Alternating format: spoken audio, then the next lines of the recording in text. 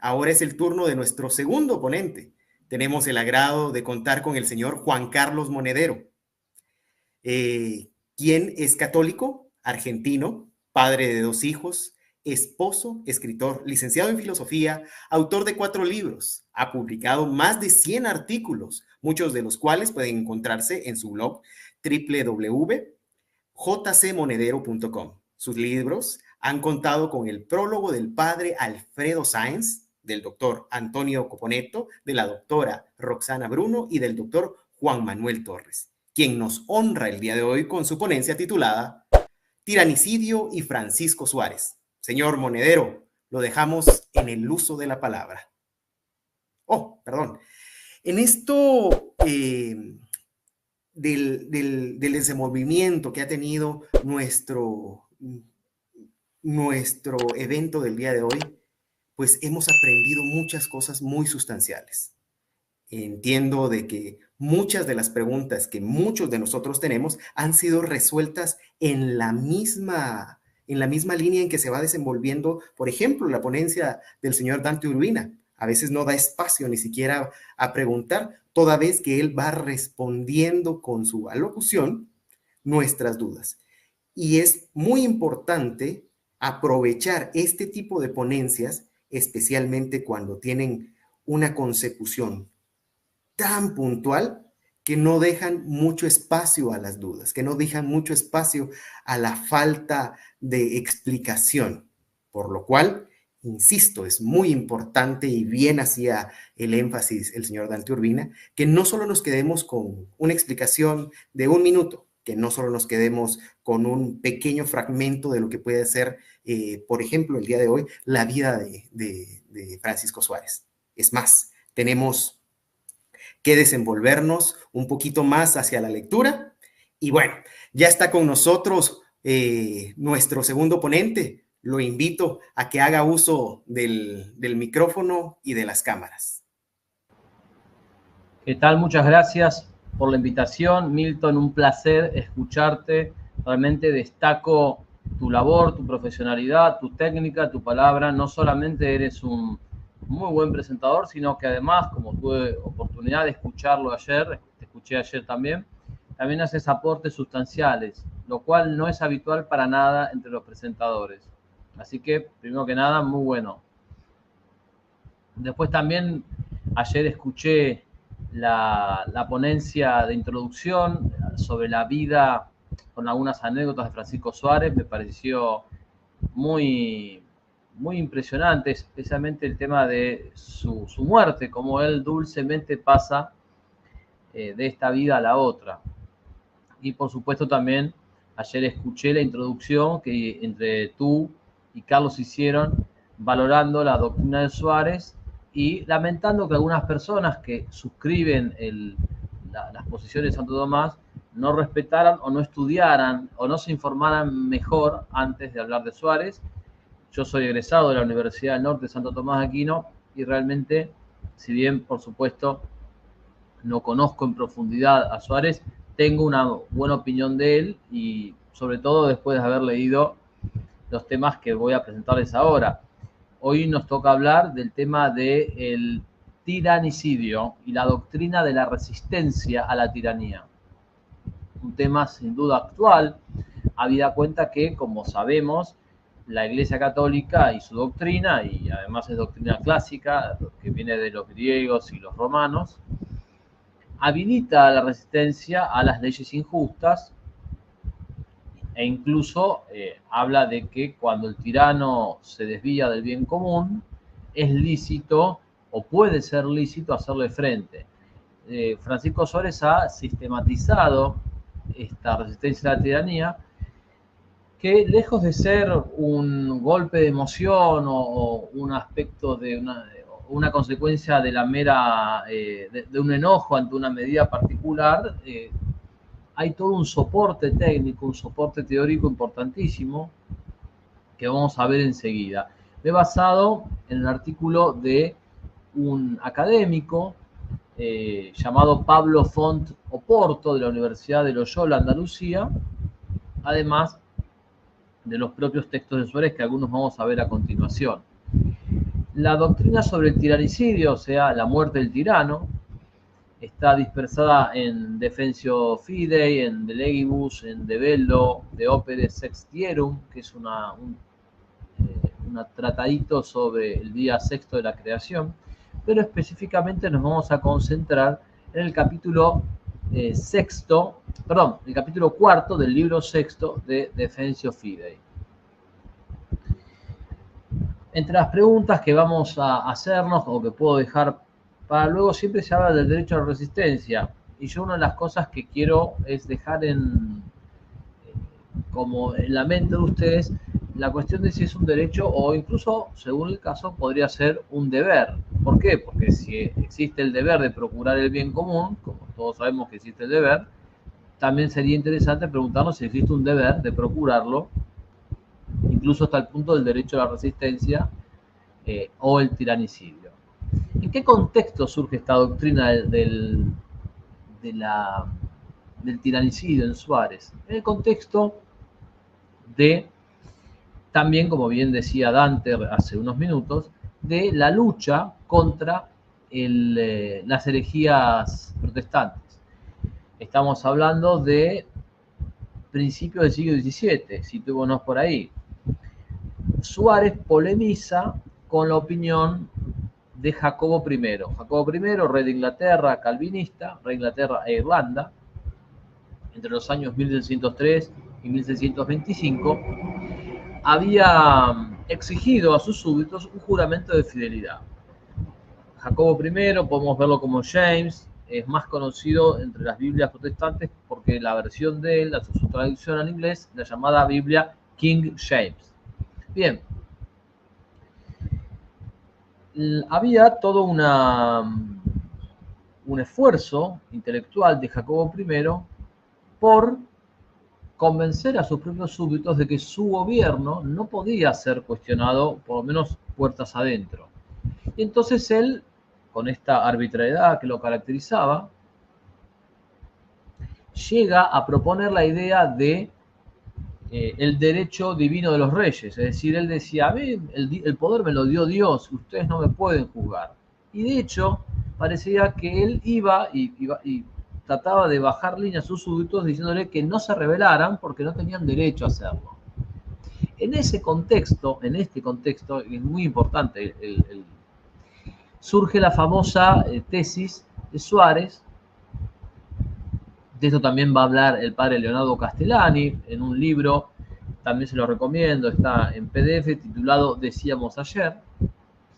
Lo que hace Suárez es ir contra la tesis de Jacobo I, aún después de que el jefe de los jesuitas hubiera prohibido hablar del tema. Pero resulta que Suárez era un teólogo ya muy reconocido y a la corona de España le pareció importante que Suárez de alguna manera teorizara límites a esta idea del poder absoluto. Entonces, fíjense, Suárez prefiere hacerle caso al rey de España, desobedeciendo la orden de los jesuitas, por el bien común que exigía una dilucidación doctrinal teórica. Entonces, primer punto, esto del derecho divino de los reyes, según el cual Dios le da el poder al rey, el rey hace lo que quiere y no tiene que rendir cuentas a nadie salvo a Dios, era una doctrina bien protestante, no era una doctrina católica. Más aún, los católicos reyes de España son los interesados en rebatirla y por eso le encargan a Suárez este trabajo. Una vez que sale publicado, en los reinos protestantes el trabajo de Suárez es prohibido, pero más aún, es quemado en París y en Inglaterra, donde obviamente estaba Jacobo I, su posesión equivalía a la pena de muerte.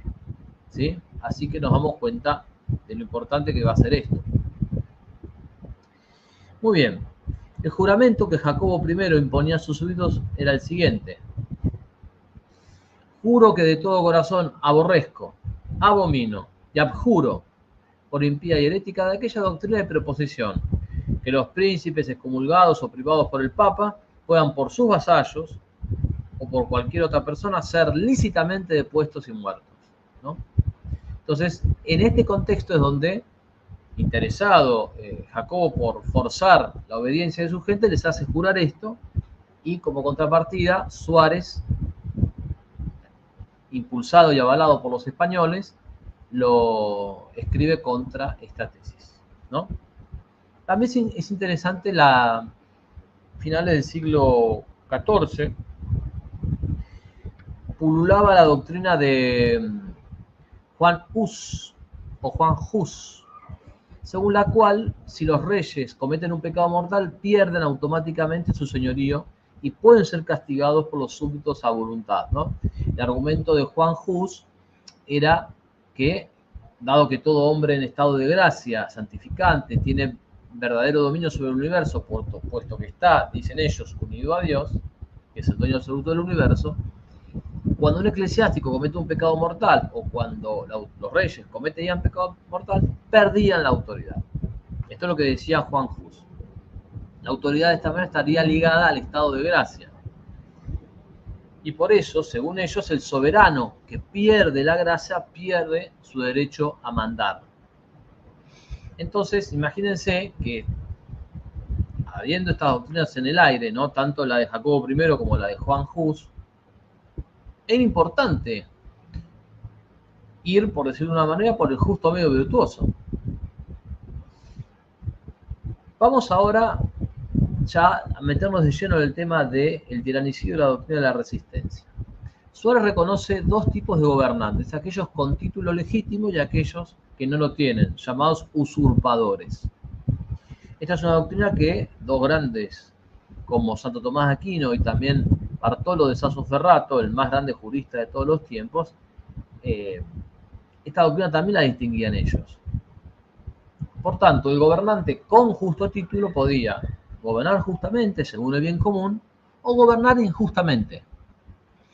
Entonces hace una caracterización, Suárez, dice, un gobierno injusto es aquel donde todo lo maneja el rey en su propio beneficio, con desprecio del bien común, oprime a sus súbditos, los oprime injustamente, les roba, los mata, los pervierte y perpetra contra ellos de manera pública y de manera frecuente otras injusticias por el estilo, ¿no?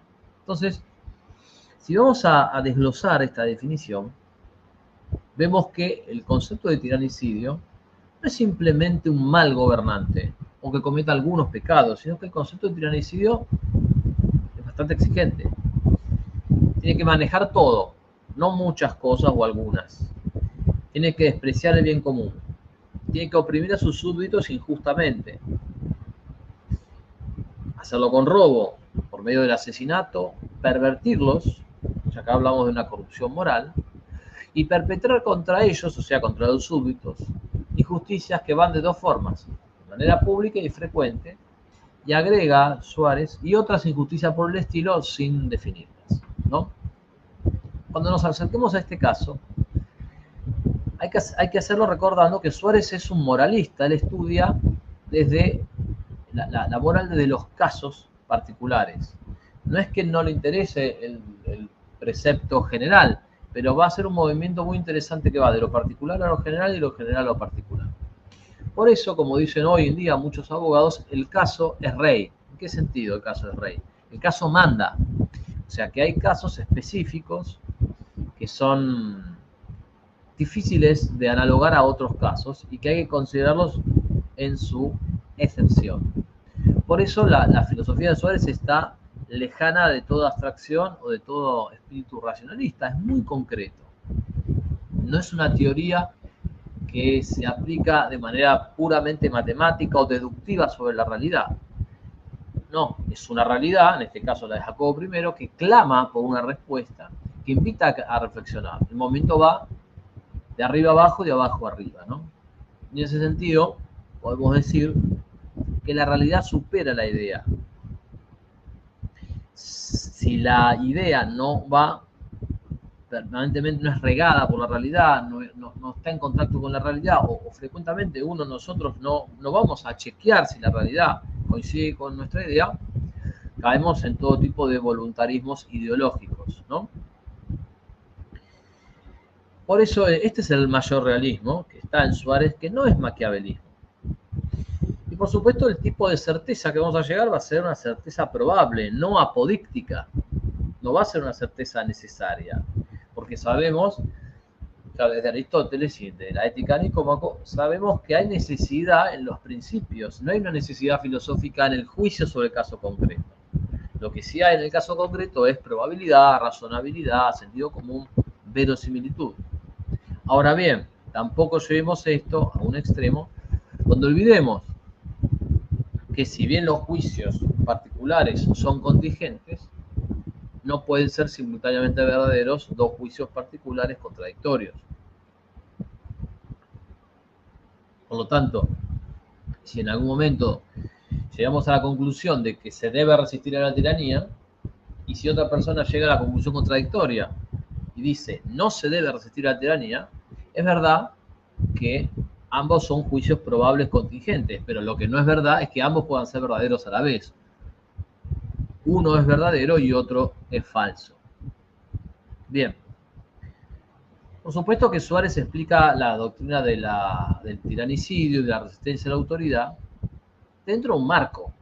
Suárez no es un anarquista, pero Suárez lo que muestra es que, bueno, sí, en principio la autoridad de la Iglesia Católica, la autoridad de la filosofía clásica, las ciencias políticas clásicas, sí, la autoridad en principio debe ser obedecida,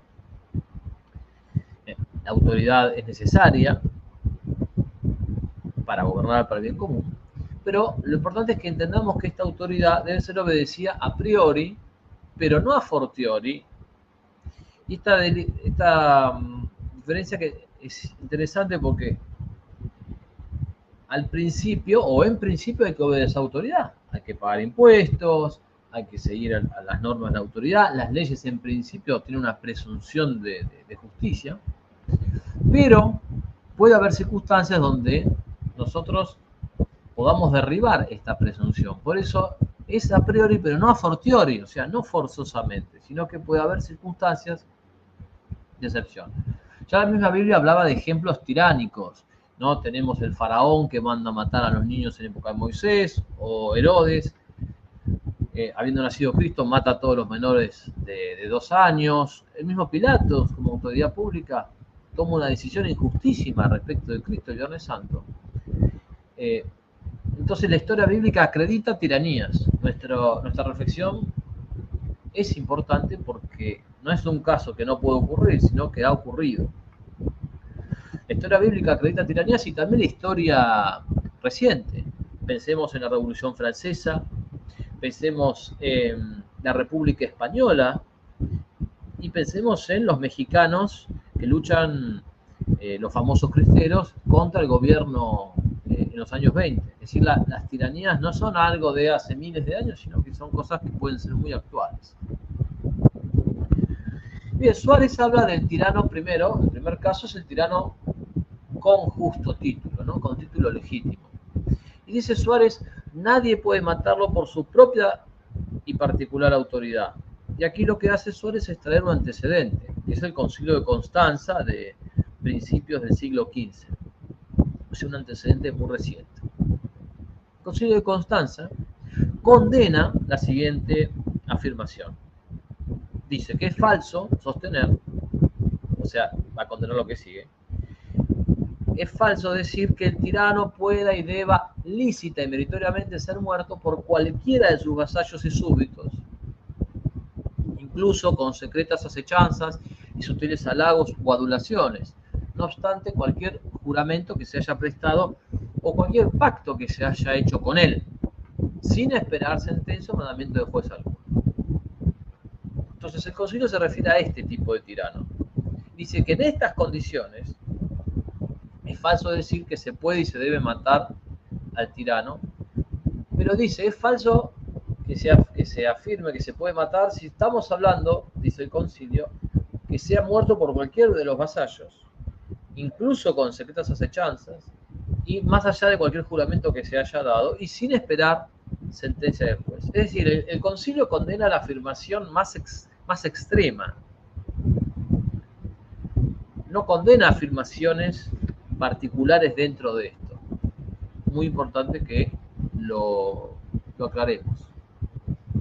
Entonces, No es lo mismo decir que puede ser muerto a decir debe ser muerto, ¿no? Poder habla de una mera posibilidad ética, mientras que debe habla de una obligación. Es decir, si se llegara a la conclusión de que el tirano debe ser muerto, sería un pecado no intentar matarlo. Y habla de lo lícito, lo de lo meritorio. Algunas de las claves del Concilio de Constanza que va a tomar Suárez en su reflexión es el tema de que parece que no es que cualquiera puede matarlo, y parece que puede haber algún tipo de condición o de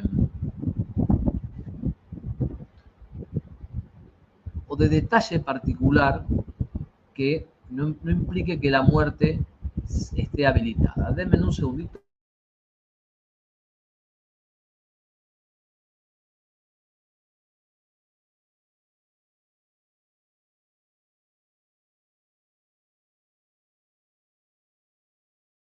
Muy bien.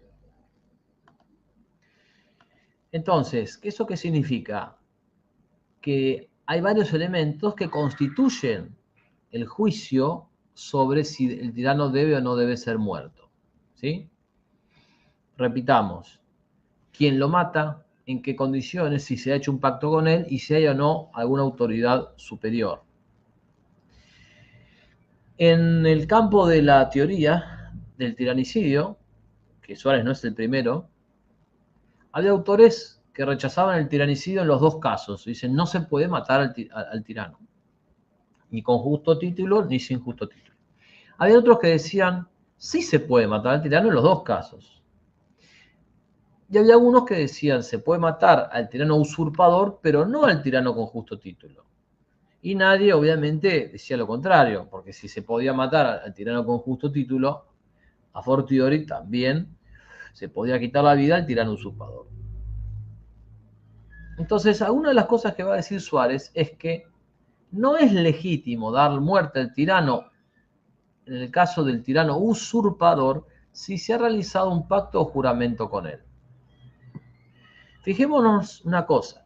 ¿Qué condena Constanza? Constanza, el concilio, condena que se pueda dar muerte a cualquier tirano, pero no condena la afirmación según la cual se puede dar muerte a ningún tirano. En otras palabras, no está diciendo el concilio no se puede matar nunca a ningún tirano. No está afirmando eso, está afirmando que que es falso decir que se puede dar muerte a cualquier tirano en cualquier situación. Pero no está condenando la tesis de que en algún caso se pueda matar al tirano. Entonces Suárez lo que opina es que el Concilio de Constanza no condena el tiranicidio del usurpador, pero sí que condena como legítimo cualquier tiranicidio de cualquier tirano. Si hay dos tipos de tirano, ¿no? Con justo título y el usurpador, evidentemente el que requiere mayor fundamentación es el tiranicidio del tirano que sí tiene justo título, ¿no? Bien. Suárez establece una comparación. Dice, una persona puede entregarse en esclavitud a otra, pero aún así el amo no puede imponer al otro la esclavitud. Y aún en el caso en que el amo tenga un esclavo, dice, la conducta del amo respecto del siervo tiene límites. Y dice que algo parecido pasa respecto de la comunidad. La comunidad puede entregar voluntariamente el poder absoluto a una persona, pero aún así la conducta del soberano tiene sus límites respecto de esa comunidad.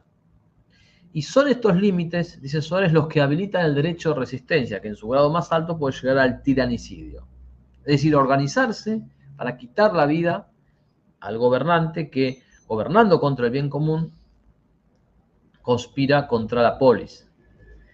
Entonces dice que la entrega del poder en principio es irrevocable, pero si el rey se vuelve tirano, el pueblo puede emprender contra él lícitamente una guerra justa, una resistencia activa. ¿Por qué? Porque el dominio del rey, como dice Aristóteles, no debe ser un dominio despótico, sino político.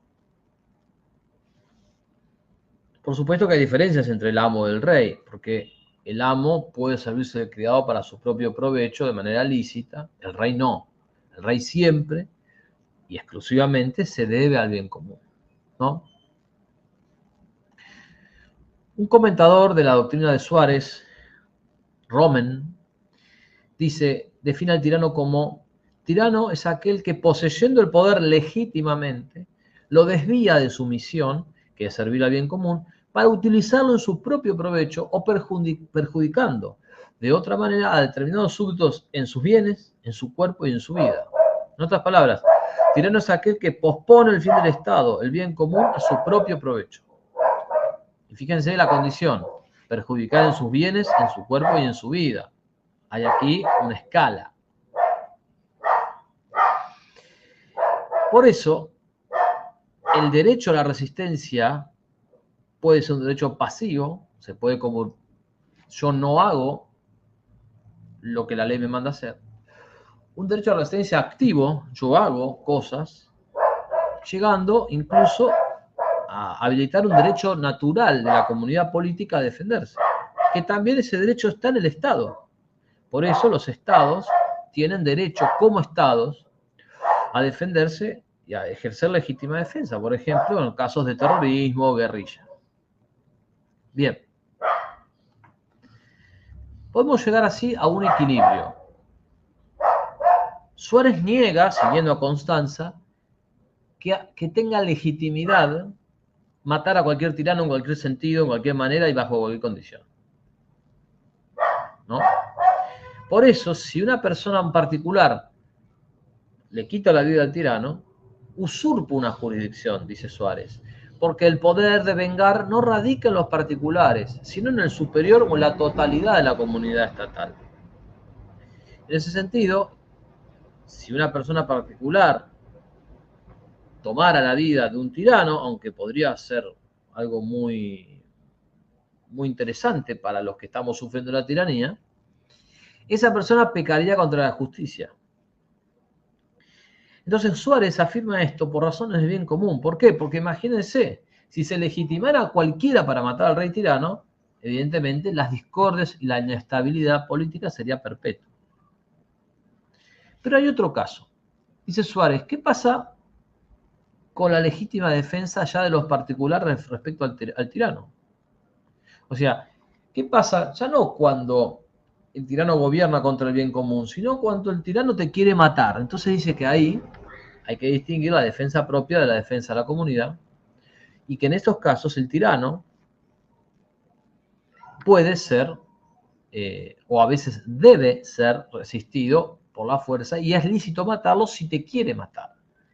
Por eso dice que una cosa es el tirano que te agrede en tus bienes, pero otra cosa es el que te agrede la vida. Entonces, puede ser que un tirano en determinado momento no agreda la vida de una persona o no representa un peligro para la vida de la comunidad, sino para sus bienes. Entonces dice, en el caso en donde te toque la propiedad privada, si bien está mal y es gravísimo, y puede ser tirano y gobierna contra el bien común, eso no habilita, dice Suárez, a que vos lo resistas quitándole la vida. Tampoco dice que no resistas de ningún modo. Entonces lo que Suárez distingue es entre la propia vida y la integridad física, ¿sí? En esto va a distinguirse, por ejemplo, de Locke, de John Locke. Suárez va a decir, no será lícito matar al rey que es agresor solo para defender los bienes externos. Locke va a decir que sí es lícito. Entonces, en los casos donde el rey tirano te quiere matar, cuando el ciudadano lucha contra él e intenta a su vez matarlo antes de ser muerto por el rey, no es una agresión injusta, porque es el mismo rey el que se pone en peligro a sí mismo. La pregunta del millón, ¿qué pasa si se prevén males mayores? También se hace esta casuística, Suárez. Entonces dice, hay que tener en cuenta siempre que si al matar al rey advertimos que pueden ocurrir males mayores para la sociedad que estos que estamos sufriendo, entonces no debemos hacerlo. Entonces dice, por amor a la patria y al bien común, no debemos matar al rey. Se pregunta entonces Suárez, ¿qué pasaría si el rey me quiere matar? Entonces dice, bueno, si vos, el rey te quiere matar, y tú prefieres morir porque crees que de matar al rey va a haber peor situación, entonces dice, esto ya es una obligación de la caridad, no de la justicia. Es decir, la justicia te habilita a matar al rey que te quiere matar. Ahora, si ya incluso tú sabes o crees que que el rey muerto es peor que el rey vivo, bueno, ya estamos en el orden de la caridad que te deje matar por ese rey. Ahora, a ustedes no se les escapará el elemento hipotético que tienen todas estas reflexiones, que está siempre permanente, estimaciones, hipótesis, conjeturas. En el fondo tampoco nosotros sabemos o tenemos pleno conocimiento de si matar al rey va a producir peores o mejores resultados.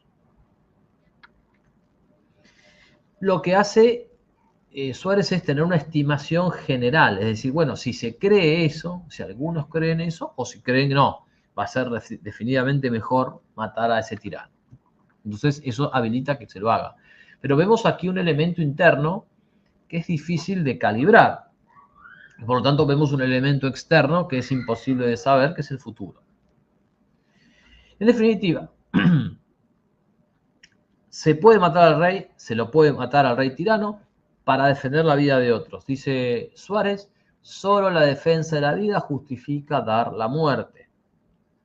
Esta legítima defensa tiene sus condiciones. Dice Suárez que la agresión tiene que ser actual, no pasada. No es que, bueno, el rey me intentó matar hace 20 años o hace 5 años. Tiene que haber una intención injusta de destruir el país. Esto nos plantea el problema de cómo se conoce la intención de otra persona. Santo Tomás dice no se puede conocer la intención de otro. La intención tiene que ser injusta para matar ciudadanos o de crear una situación parecida. Aquí la respuesta podría ser que si bien la intención de otro no es conocida directamente, podemos conocerla por sus actos. Bien, sigamos con esta casuística tan interesante.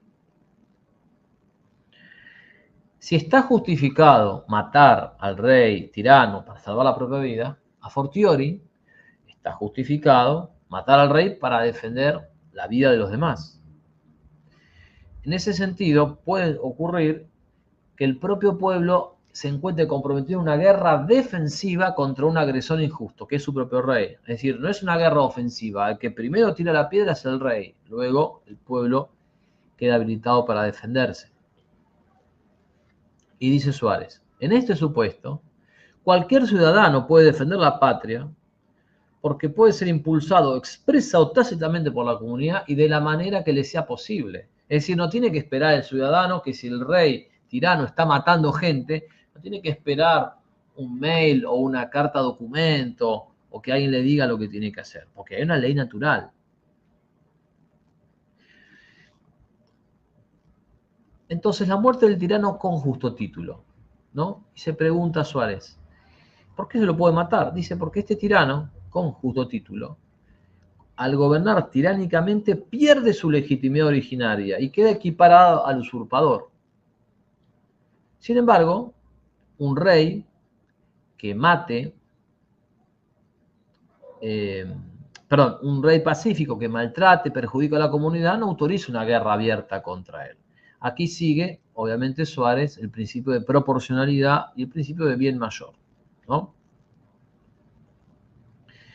Tengamos presente ahora, en el caso ya del tirano sin justo título, el usurpador, que no se mata un rey, ni se mata un soberano, se mata un enemigo de la comunidad política, ¿no? Y en ese sentido, el tirano usurpador puede ser muerto por cualquier persona privada, dice Suárez, que sea víctima de la tiranía, y siempre cuando no haya otro modo de liberar a la comunidad de la opresión. Vayamos terminando. No tiene que haber una instancia superior a la que se pueda interponer el recurso. La tiranía debe ser pública, debe ser manifiesta, o sea, no debe ser privada ni oculta, discutible. la muerte del tirano debe suponer una liberación, o sea que la situación final sea mejor que aquella a la que se está promoviendo y que no haya otro medio menos cruel. Por eso él habla del principio de proporcionalidad minus crudeli via, la vía menos cruel. ¿Sí? Muy bien. Y finalmente, que no haya un tratado, tregua o pacto. El tiempo es tirano, así que termino con esta frase de Romen, un comentador, que dice: lo que justifica matar al tirano es precisamente el bien común. Muchas gracias y aguardo comentarios y observaciones al respecto. Muchas gracias. Mi observación, muy bien, muy buena la ponencia. Sin embargo, necesitamos hacerle una pregunta. Surgió una duda. Así que la leo. ¿Qué diferencias encuentra usted, señor Monedero, entre la resistencia a la tiranía de Suárez con el asesinato y resistencia del rey en la Revolución Francesa y la Revolución Comunista Rusa? Qué difícil. Bien. El asesinato del rey en la Revolución Francesa, primero no obedece a la doctrina de Suárez, porque esos que derrocaron al rey, primero que no eran católicos, ni siquiera eran de principios clásicos. Más bien la Revolución Francesa, como hoy tenemos incontables fuentes y doctrina, historiadores, fue una movida de la masonería. Entonces no son los principios, no son los mismos principios los que animan a unos y a otros. De hecho, incluso hay un componente satánico en la Revolución Francesa. Por otro lado, se hablaba de sí, un gobierno, ciertos impuestos un poco altos en la Revolución Francesa, se hablaba de cómo se derrochaba dinero, el tercer estado. Hubo un abate, el abate Sieyès, que hizo toda una propaganda buscando cuestionar la política de los reyes.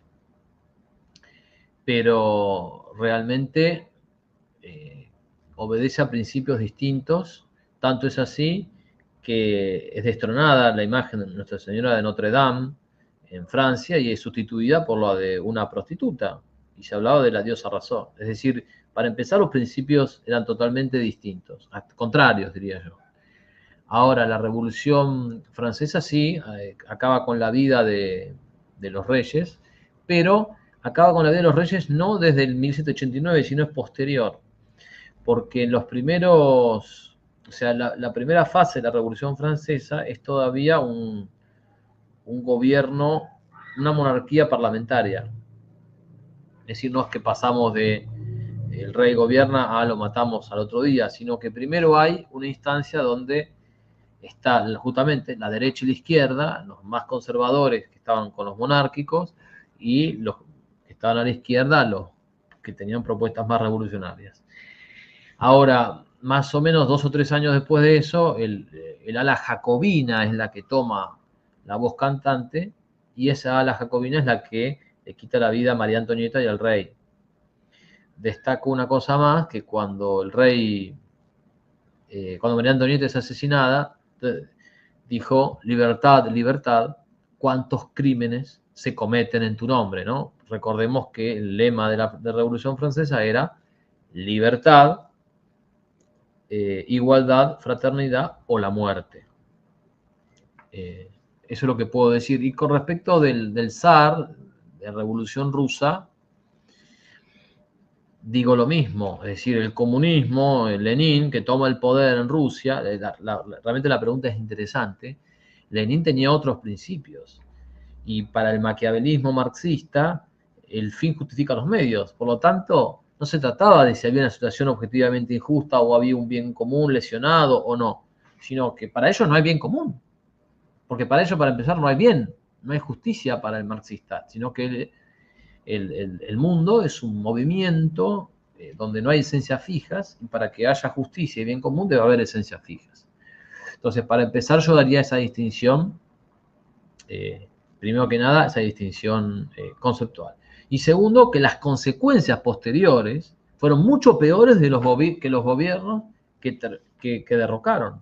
Es decir, el terrorismo aplicado por la Revolución Francesa y el terrorismo aplicado por la Revolución Comunista a los mismos rusos y franceses fue muchísimo peor que los gobiernos del zar o de María Antonieta, los reyes franceses, que tenían obviamente sus errores, sus pecados, pero el otro fue mucho peor. O sea, generaron, especialmente en el caso del comunismo, generó un sistema de horror, de sangre, que fue una cosa realmente impresionante que duró décadas. Muchas gracias, Juan Carlos. De verdad, es muy importante para nosotros que haya estado acompañándonos, una ponencia excelsa.